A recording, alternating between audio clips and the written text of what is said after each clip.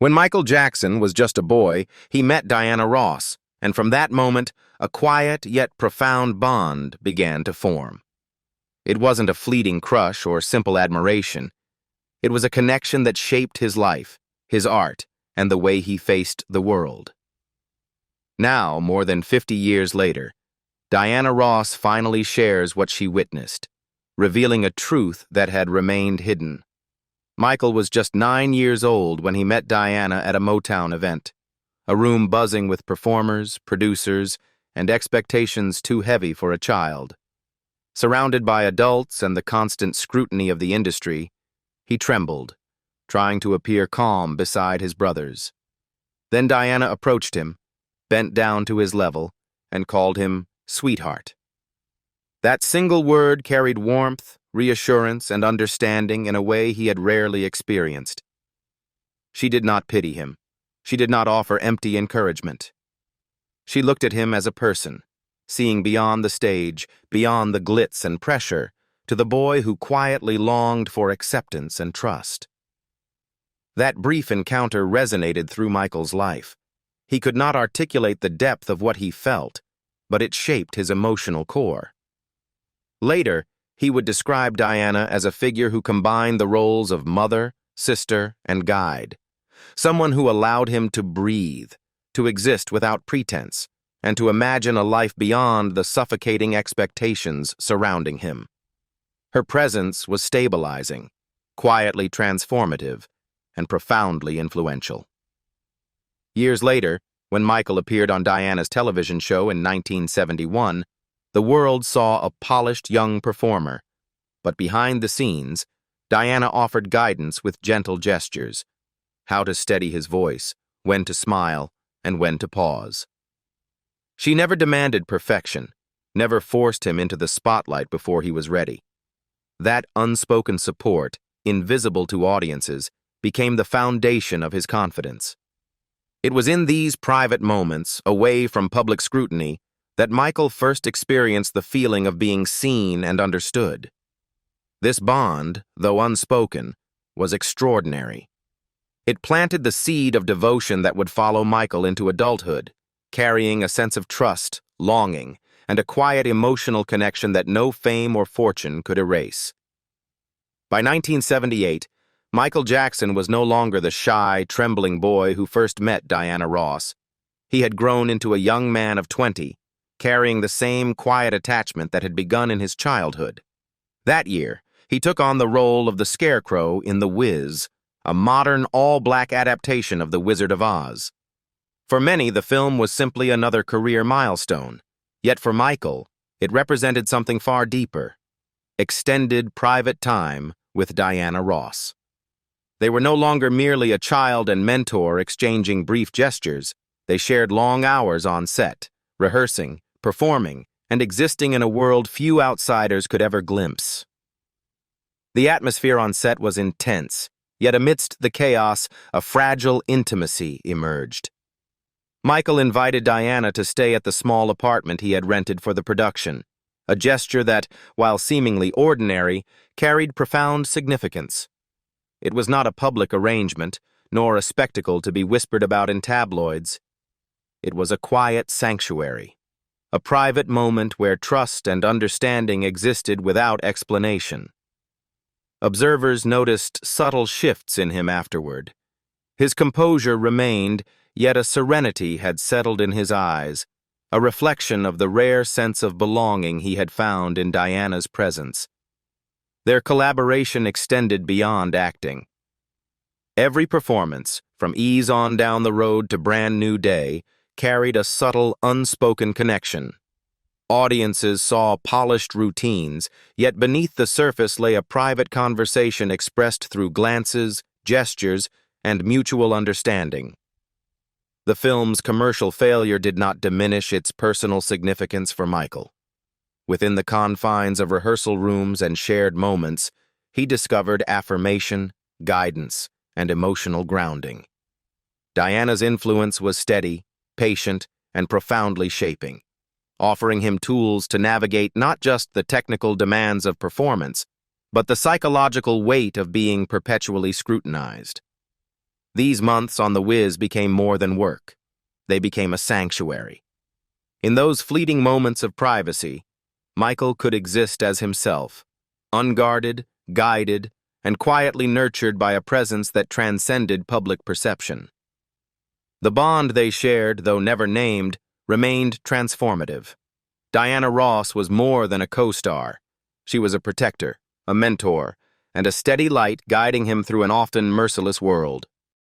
Even as rehearsals ended and cameras stopped rolling, the impact of this period endured. The young man who had been molded by Diana's quiet strength carried the lessons of patience, trust, and emotional honesty into every subsequent performance, every personal decision, and every moment of his increasingly complicated life. This bond, cultivated during those intense months, would continue to shape Michael for years to come, a hidden force that influenced both his art and his heart. By the early 1980s, Michael Jackson had reached the pinnacle of global fame. Thriller had transformed him into a cultural phenomenon, his face and voice recognizable across continents. Yet, amidst sold-out arenas and worldwide acclaim, the private bond with Diana Ross remained untouched, a quiet anchor in a life defined by relentless public scrutiny. The child who once trembled at her presence had become a man whose composure seemed unshakable. But beneath it all, that first enduring attachment continued to shape his inner world. In 1982, during an interview with Ebony magazine, Michael offered a glimpse into that hidden emotional landscape. For the first time in public, he spoke plainly of Diana Ross. "It's Diana Ross. I love her," he confessed, voice steady yet carrying the weight of decades of unspoken feeling. The statement was not casual or flippant. It was a confession years in the making, a recognition of the profound influence she had had on his life.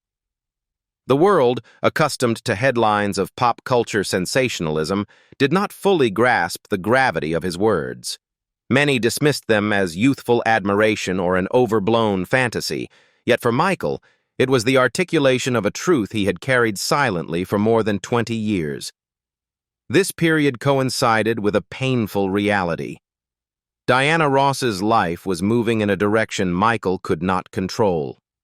When she married Norwegian businessman Arne Næss Jr., Michael did not attend the wedding.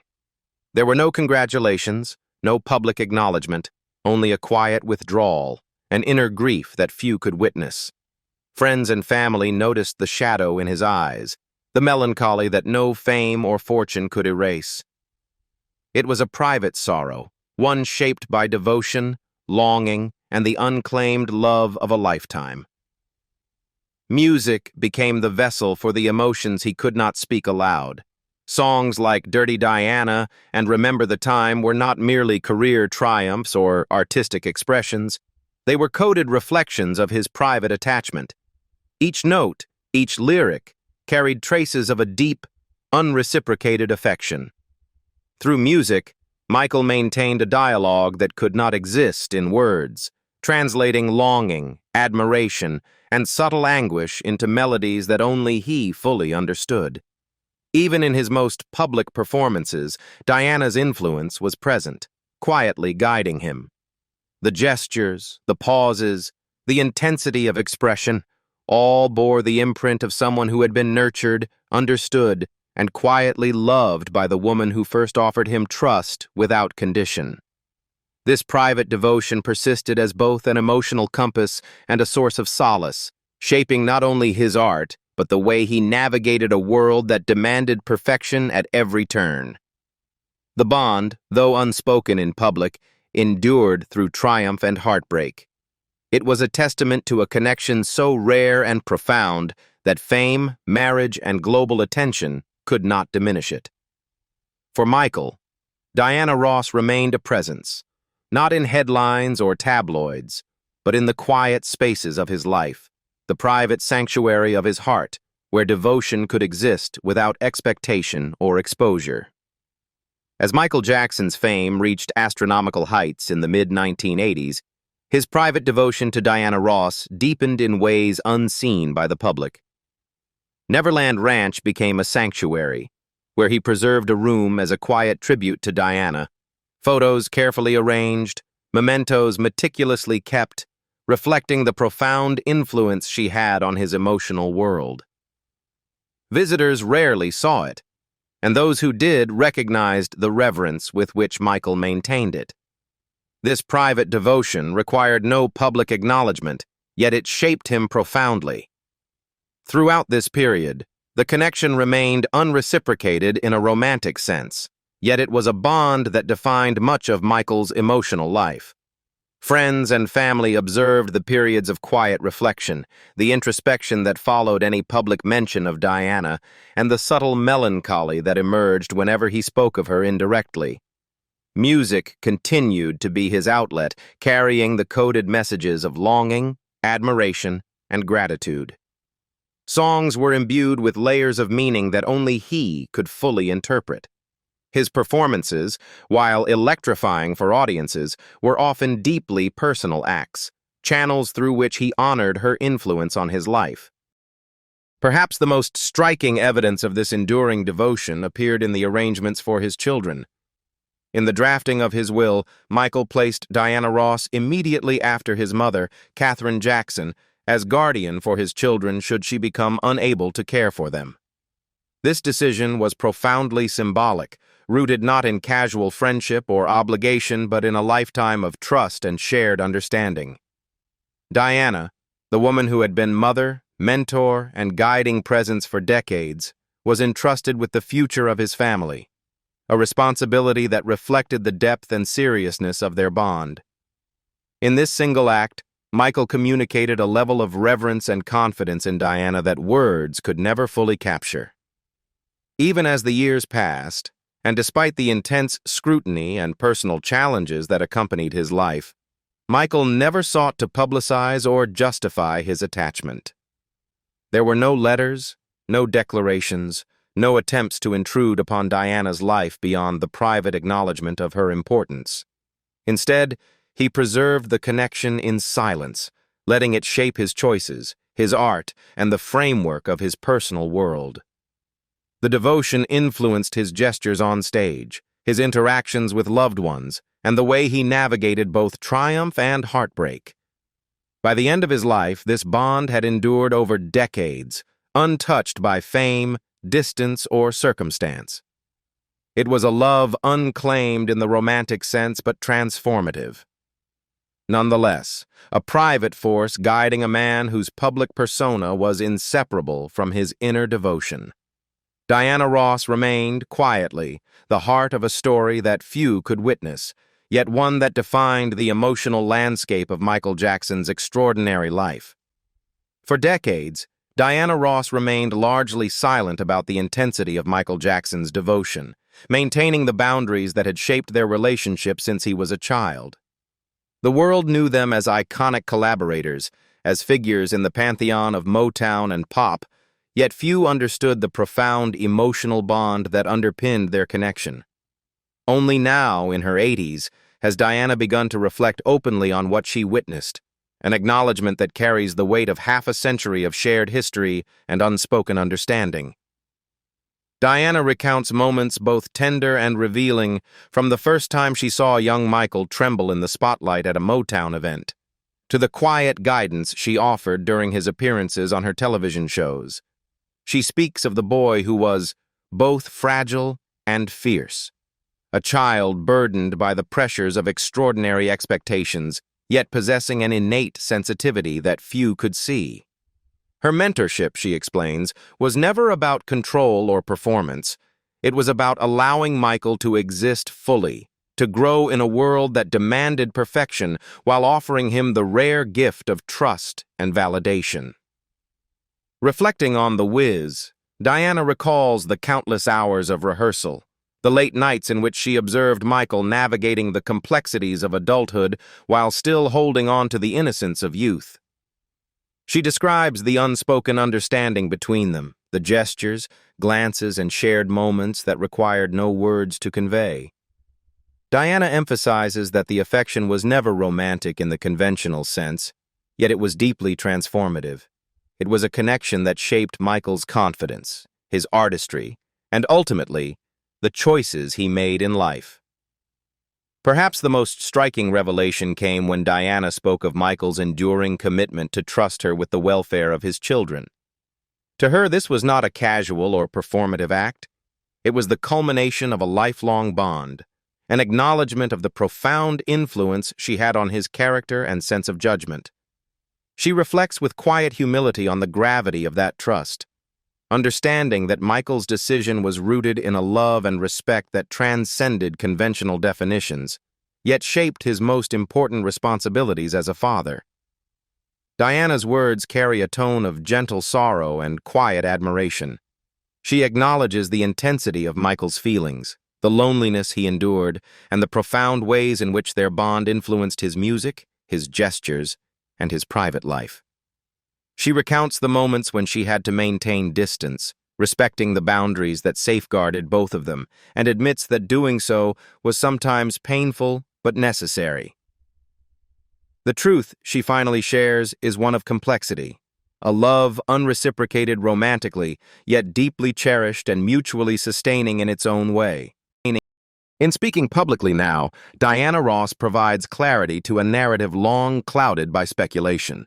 She affirms the authenticity of Michael's devotion, the sincerity of his feelings, and the transformative impact their connection had on his personal and artistic life. For the first time, the world can see the depth of their bond, not as gossip, not as scandal, but as a profound human connection that endured the pressures of fame, the passage of time, and the inevitable distance that life imposed. It is a story of trust, admiration, and enduring respect, finally told by the one who witnessed it from the beginning. Her reflections close with a subtle but powerful message. Sometimes love is not measured by possession or public acknowledgement, but by the quiet, unwavering support that shapes a life from behind the scenes. Diana's courage in speaking now, at 81, honors Michael's legacy and allows the world to glimpse a truth that had been silently preserved for more than 50 years. A truth that, until this moment, had been known only to them. Even after decades, Diana Ross has finally shared the truth about the bond she and Michael Jackson shared. A connection that shaped his life, his music, and even the way he saw the world. It was never about fame or romance. It was about trust, guidance, and a love that quietly endured. What do you think it takes to carry a devotion like that silently, for a lifetime? Could you ever keep such a bond private, or would the world need to know? Share your thoughts in the comments below. Don't forget to like, subscribe, and follow for more stories that reveal the hidden truths behind legendary lives.